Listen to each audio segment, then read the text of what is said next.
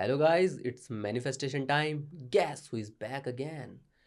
तो जिन्हें भी मेरे से सेशन लेना है, हर वीडियो की डिस्क्रिप्शन में इंस्टाग्राम अकाउंट और जीमेल आईडी गिवन है।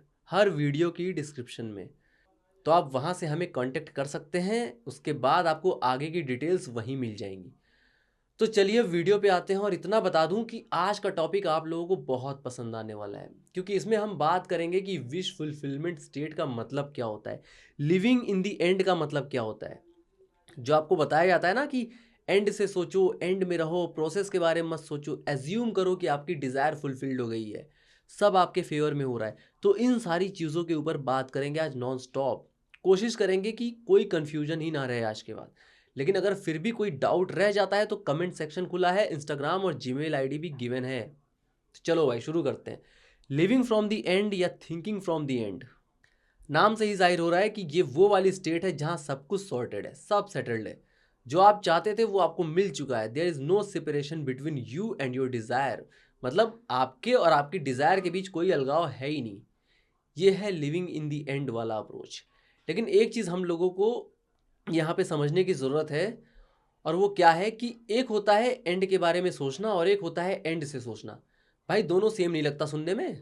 लिविंग इन दी एंड या लिविंग फ्रॉम दी एंड या एंड में परसिस्ट करो, ये सब सुनने में सेम लगता है कि अच्छा एंड में रहना है, एंड में ही तो रहना है, क्या बड़ी बात हो गई। तो ये वीडियो आपको लिविंग फ्रॉम दी एंड के बारे में भी अच्छे से सब कुछ समझाएगी, प्लस ये भी पता चलेगा कि परसिस्ट करने का मतलब क्या होता है, आखिर कहाँ और किस चीज़ में परसिस्ट करना होता है। ये एंड आखिर में है क्या। इतनी बड़ी जिंदगी है, इतनी सारी चीज़ें हैं, इतना सब कुछ हमें चाहिए, तो फिर एंड क्या है। क्या है ये एंड। क्या सीधा खुद को रिटायर डिक्लेयर कर दें कि आज मैं 50 साल का शुगर डैडी हूँ या 50 साल की संतूर मॉमी हूँ, सब कुछ परफेक्ट है, ज़िंदगी के मज़े ले रहा हूँ, करोड़ों रुपए अकाउंट में पड़े हैं, बाल बच्चे सब सेटल्ड हैं। क्या ये एज्यूम कर ले डायरेक्ट। कभी विचार विमर्श करके देखिएगा इस चीज़ पे। तो लेट मी एक्सप्लेन। कई सारे एग्जांपल्स लेके डिस्कस करेंगे लिविंग फ्रॉम दी एंड के बारे में सब कुछ, ताकि भयंकर वाली क्लैरिटी मिल जाए। क्योंकि कभी कभी सिर्फ एक एग्जांपल काफ़ी नहीं होता चीज़ों को समझने के लिए, राइट। इसलिए एटलीस्ट दो तीन एग्जांपल तो लेंगे ही। तो जैसे सपोज किसी को शादी मैनिफेस्ट करनी है अपने ही एसपी से। अब यहाँ पे प्रॉब्लम चाहे जो भी हो वो अभी कंसर्न नहीं है। बस एक केस है जहाँ किसी को अपने पसंदीदा मर्द या औरत से मैरिज मैनिफेस्ट करनी है, उसे चाहिए शादी। तो वो क्या कर रहा है, रोज़ रोज़ शादी का सीन विजुलाइज कर रहा है, रोज़ स्क्रिप्टिंग कर रहा है कि कैसे हमारी शादी हुई, हमारी शादी में सब आए थे, सब खुश थे, मैंने सबको शादी का निमंत्रण दिया था, मैंने कार्ड वार्ड भेजे थे सबको, कार्ड पे मेरा और मेरे एसपी का नाम वाम लिखा हुआ था, सबने हाँ कर दी थी। इवन शादी में ही कैसे हम और वो साथ बैठे हैं, कैसे हम लोग कैसे लोग हमें कॉन्ग्रेचुलेट कर रहे हैं। कहने का मतलब है नॉन स्टॉप आप ये सब सोच रहे हो, क्योंकि आपके सोचने की शुरुआत ही यहाँ से हुई थी कि मुझे अपने एसपी से मैरिज मैनिफेस्ट करना है। अल्टीमेटली मुझे सिर्फ शादी से मतलब है। आप डेस्परेटली शादी चाहते हो क्योंकि आपके लिए ये चीज़ अश्योरेंस है कि हाँ शादी हो गई तो अब साथ में ही रहना है दोनों को। तो मैरिज ही आपके लिए एंड है आपके अकॉर्डिंग। तो ये है थिंकिंग ऑफ द एंड। देखो, शादी हो रही है ऐसा विजुलाइज करने में कोई प्रॉब्लम नहीं है, बट क्या पूरे दिन सिर्फ शादी शादी, शादी का ही सीन लूप में इमेजिन करना, शादी के बारे में ही सोचना, शादी तक ही खुद को लिमिट करके रखना, क्या ये ठीक है। तो नहीं, ये फुलफिलमेंट नहीं है। बार बार अफर्म करते हुए या कोई भी काम धाम करते हुए आपके माइंड में सिर्फ शादी की ही इमेजेस आ रही हैं। आपने शादी का जोड़ा पहन रखा है, एसपी ने शेरवानी पहनी है, सब कुछ सजा है, डीजे लगा है, डिचिक डिचिक गाना बज रहा है। तो ये फुलफिलमेंट नहीं है। क्यों नहीं है। क्योंकि 4D में अगर कोई भी सीन चलाया जाता है तो ऐसा कहा जाता है कि वो प्रेजेंट मोमेंट में आप एक्सपीरियंस कर रहे हो। तो आप बार बार शादी की विजुअल्स देख रहे हो, शादी हो रही है, शादी हो रही है, शादी हो गई, शादी हो गई। तो ये फुलफिलमेंट कैसे हुआ। अभी फुलफिलमेंट कहाँ हुआ, सेटिस्फैक्शन कहाँ मिला, शादी संपन्न कहाँ हुई ब्रो।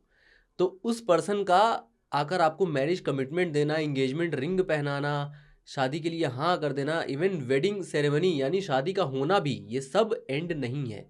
ये इवेंट्स हैं जो आपको एंड तक ले जाएंगे। लाइक ये ब्रिज ऑफ इंसिडेंट्स का पार्ट हो सकते हैं कि मैंने एज्यूम करा था कि मैं और मेरे एसपी की बॉन्डिंग इटर्नल है, हमारा साथ लाइफ टाइम के लिए हो गया है, मैं और वो हंसी खुशी साथ में रहने लग गए हैं या रह रहा हूँ बहुत दिनों से।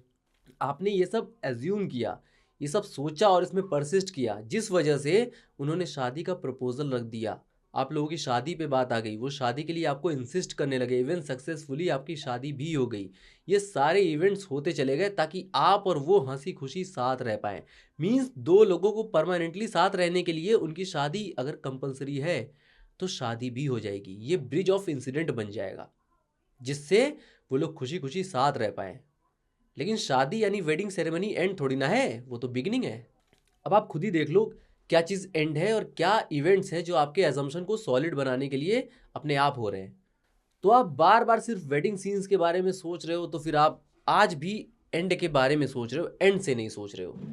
केवल शादी के बारे में सोच रहे हो। शादीशुदा ज़िंदगी क्या होती है, being a married person with your desired life partner वाला जो वर्ज़न है आपका, उसके बारे में नहीं सोच रहे। मैरिड पर्सन की जो आइडेंटिटी होती है, उसके बारे में नहीं सोच रहे। उस रियलिटी के बारे में नहीं सोच रहे, जहाँ आप वेडिंग सेरेमनी के बाद वाली लाइफ़ को एन्जॉय कर रहे हो। जहाँ शादी के बाद वाली लाइफ़ आपके लिए डेली लाइफ़ है। इतनी सारी चीज़ें देखने के लिए हैं, बट आप क्या देख रहे हो? सिर्फ शादी। ऐसे समझो कि आप बार बार शादी का ही सीन प्ले कर रहे हो। इसका मतलब आप उस इवेंट को देख रहे हो, उसे बस ऑब्जर्व कर रहे हो। ट्रस्ट मी, जैसे आप टीवी देखते हो, किसी स्क्रीन पे देखते हो, वैसे ही आप एक मूवी देख रहे हो। एक ऑब्जर्वर हो जो बस देख रहा है लेकिन शामिल नहीं है उस सीन में।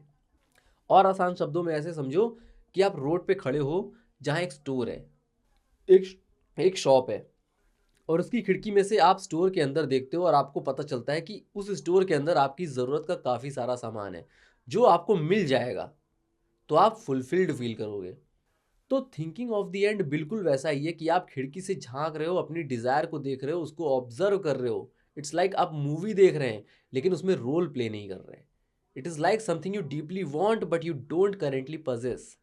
फुलफिलमेंट नहीं। और जब फुलफिलमेंट ही नहीं है तो फिर अंदर वो सेटिस्फैक्शन कहाँ से आएगा? ठीक है ना? थिंकिंग ऑफ द एंड यानी वो एंड है या नहीं वो साइड कर दीजिए, बट जिसको आप एंड कह रहे हैं, जैसे वेडिंग इवेंट, इंगेजमेंट, ऐसी किसी भी सिंगल से इवेंट को विजुलाइज कर करके आप माइंड को बस ये बता रहे हो कि फलानी चीज़ मेरे लिए बहुत ज़रूरी है। तो किसी चीज़ को इम्पॉर्टेंट फील करवाना, अर्जेंट फील करवाना और फैमिलियर फील करवाना, फुलफिलमेंट फील करवाना और सेटिस्फैक्शन में रहना, इन सारी चीज़ों में ज़मीन आसमान का अंतर है। इसलिए थिंकिंग ऑफ द एंड आपको साइकोलॉजिकली सेपरेशन वाली स्टेट में रखता है। सेपरेशन में तो रखता ही है, प्लस ये एक लॉन्गिंग वाली स्टेट भी कल्टीवेट करता है आपके अंदर। जैसे कोई बार बार वेडिंग सेरेमनी को ही एंड रिजल्ट मान के सिर्फ उसमें ही परसिस्ट किए जा रहा है, तो ऐसा भी फील हो सकता है कि कितना टाइम लग रहा है ऐसा होने में। इमोशनल क्रेविंग्स हो सकती हैं। ऐसा लग सकता है जैसे मैंने किसी चीज़ को बहुत डीपली चाहा है, बहुत शिद्दत से चाहा है, बट वो चीज़ है नहीं मेरे पास। ये बिल्कुल वैसा है जैसे आपने कोई कैदी देखा है जो जेल में होता है, उसने दीवार पे चौक से कई सारी लकीरें खींची होती हैं और जैसे जैसे दिन बीतते हैं वो एक एक लकीर काटता जाता है। ये बिल्कुल वैसा है। उसे भी सिर्फ जेल के बाहर निकलने का वेट है। उसने मेन गेट तक ही खुद को विजुलाइज किया है, उससे आगे वो कभी बढ़ा ही नहीं। बाहर की आम जिंदगी जीते हुए उसने खुद को एज्यूम ही नहीं करा कभी कि मैं हमेशा से एक सभ्य आदमी की तरह नॉर्मल लाइफ जी रहा हूँ। जेल के मेन गेट पे वो खड़ा हो जाए एक दिन, बस वही एंड है उसके लिए। आप समझ पा रहे हैं ना? वही सेम चीज़ आपके साथ है। आप जिसको एंड मान रहे हो वो एंड नहीं है, वो बिगनिंग है, स्टार्टिंग है। अब दूसरा एक और एग्जांपल ले लो। जो कोई भी प्रिपरेशन कर रहा है, जो कोई भी गवर्नमेंट जॉब मैनिफेस्ट करना चाहता है, सबके लिए एंड और विश फुलफिलमेंट एक ही चीज़ है, वो है एग्ज़ाम क्रैक करना। प्रॉब्लम यही है, इट्स राइट देयर। क्या एग्ज़ाम क्रैक करने के बाद कहानी ख़त्म हो जाएगी? क्या ये एंड है? मेरे हिसाब से तो शुरुआत है ये। सेम जैसे अभी वेडिंग वाला एग्जांपल दिया कि मोस्टली, सबकी बात नहीं कर रहा, बट मोस्टली लोग वेडिंग सेरेमनी के आगे सोच ही नहीं पा रहे। वैसे ही बहुत से ऐसे लोग हैं जो एग्ज़ाम सक्सेस से आगे नहीं सोच पा रहे। मेरिट लिस्ट में नाम आ गया, रिजल्ट मेरे फेवर में आ गया, एग्ज़ाम क्रैक हो गया, जॉइनिंग लेटर आ गया, मैं ट्रेनिंग पे चला गया, मैं ट्रेनिंग पे चली गई, इससे आगे बढ़ ही नहीं पा रहे। ये गलती हो रही है सच में। जैसे ही बात आती है डिज़ायर्ड जॉब मैनिफेस्ट करने की, तुरंत आपका फोकस जाता है मेरिट लिस्ट पे कि मेरिट लिस्ट में मेरा नाम बहुत ऊपर है, ग्रीन कलर में क्वालिफाइड लिखा हुआ है, डिपार्टमेंट की तरफ से ऑफिशियल ईमेल आया हुआ है और वो आप पढ़ रहे हैं। ट्रेनिंग का पहला दिन है और मैं ऐसे जा रहा हूँ, एक्साइटमेंट फील कर रहा हूँ, प्लस थोड़ा नर्वस भी हूँ। ऐसे ही इमेजेस और थॉट्स आते हैं माइंड में। आई नो, ये हम इंसानों की फितरत है। हम उन इवेंट्स की तरफ बहुत तेज़ी से अट्रैक्ट होते हैं जहाँ पीक इमोशंस होते हैं, जहाँ एड्रेनलिन रश होता है, सेलिब्रेशन टाइप एक्स्ट्रॉर्डिनरी चीज़ें हो रही होती हैं जहाँ पे। बट क्या ऐसी ही चीज़ों में परसिस्ट करना होता है? तो आंसर है नहीं ब्रो। हाँ, ये सब 3D को फ्लिप करने के लिए बोल दो कि नो नो मुझे पता है मैं सिलेक्टेड हूँ, आई रिमेंबर मेरा एग्जाम क्रैक हुआ था, आई रिमेंबर ज्वाइनिंग लेटर आया था and now at the and I am selected. Like negative thoughts को फ्लिप करने के लिए यूज़ कर लिया, एक वजह दे दी। जैसे आपका माइंड डाउट करे कि हाउ कैन यू से कि यू आर सिलेक्टेड, तब आप बोल दो कि I no exam result and all ये सब मेरे फेवर में आया है।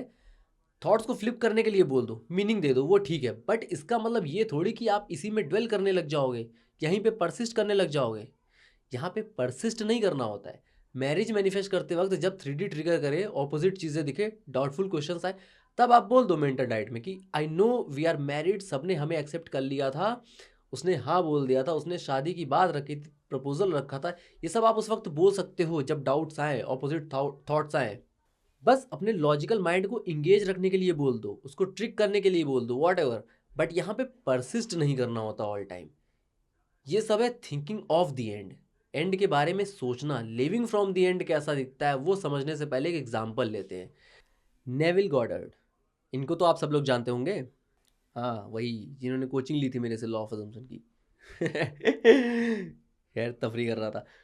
तो इनकी बारबेडोस वाली ट्रिप के बारे में किस किसने सुना है?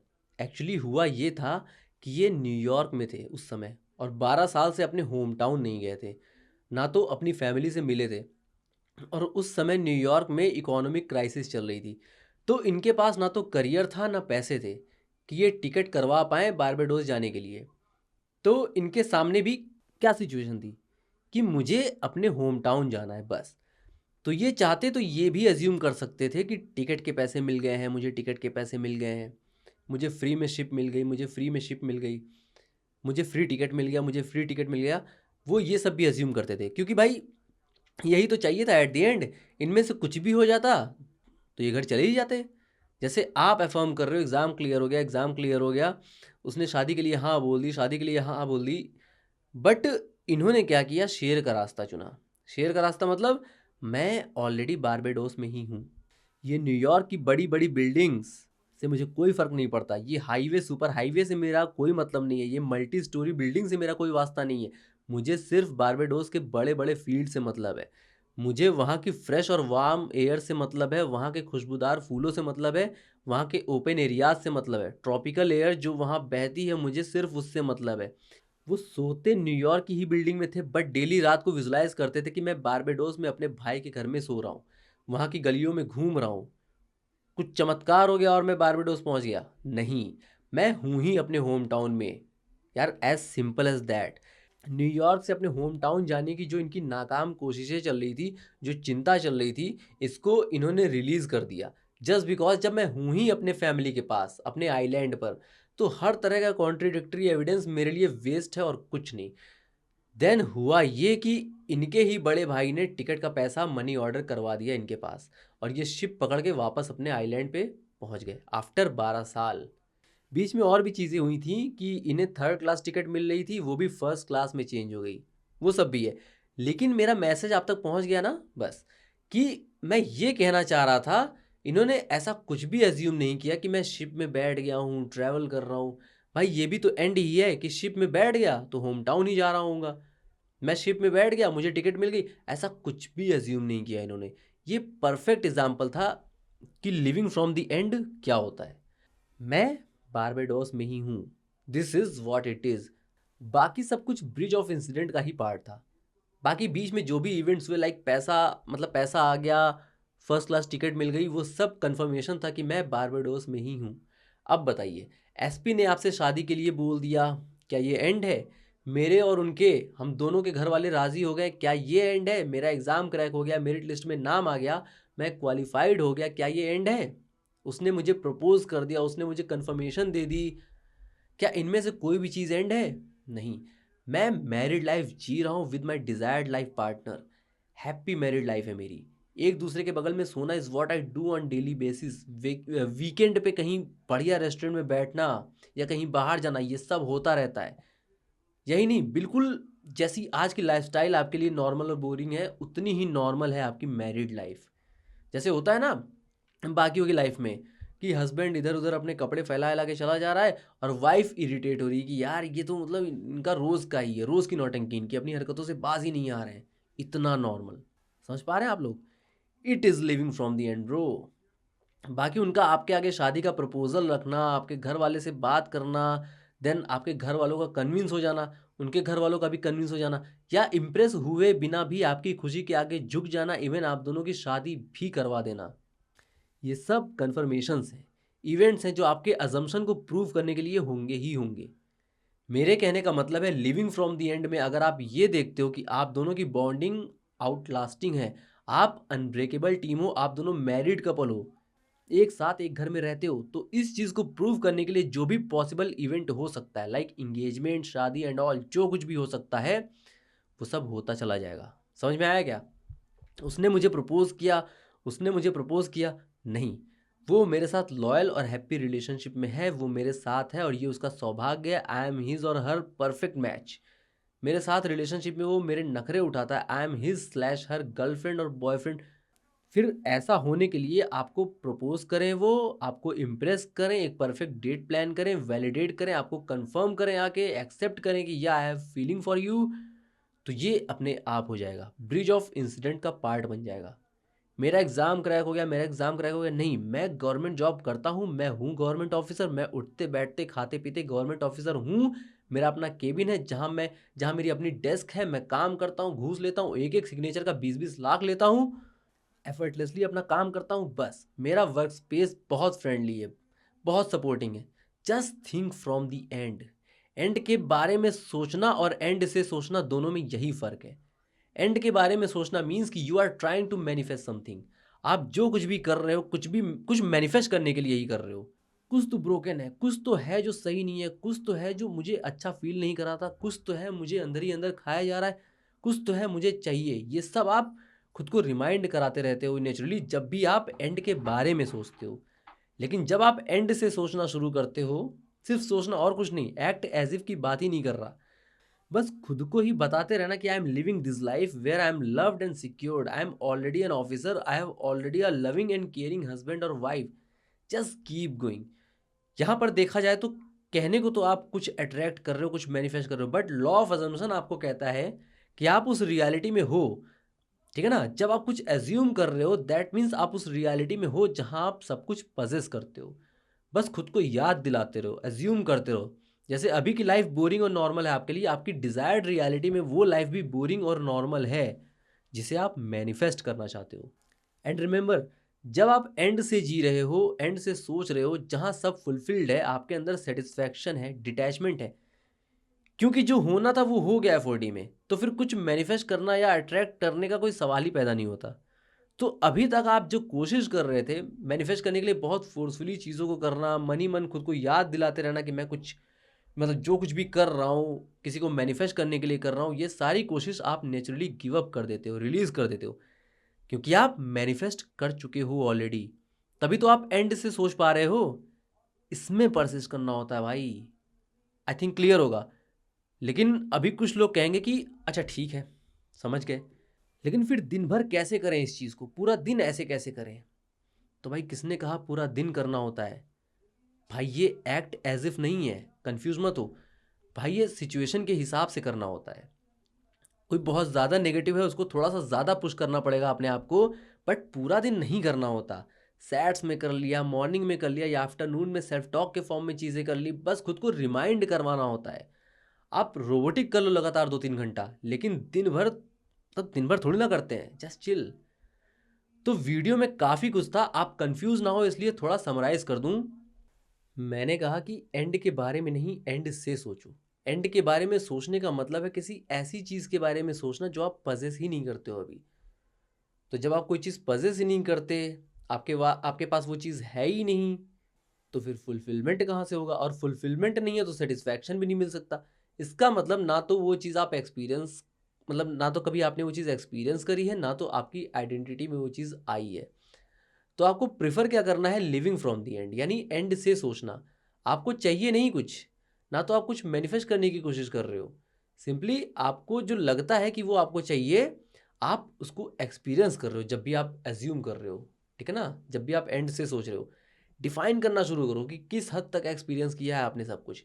सिर्फ एक्साइटमेंट नहीं, सिर्फ पीक इमोशंस वाले मोमेंट नहीं, एक्साइटमेंट से लेके बोरियत तक सब कुछ एक्सप्लोर कर चुके हो आप, ठीक है, अपनी रियलिटी में। कुछ नया बचा ही नहीं है, बोर्डम, ऑर्डिनरी, ठीक है ना? तो that's all about living from the end persisting. Video पसंद आई है तो मोर्चा संभाल लीजिएगा। एफर्मेशंस को रिपीट करना होता है, लेकिन लाइक वाले बटन को सिर्फ एक बार दबाना होता है। अपना सारा जोश इस पे मत उतारना प्लीज़। एंड या सब्सक्राइब टू दिस चैनल अगर मन करे तो। Thanks for watching and signing off.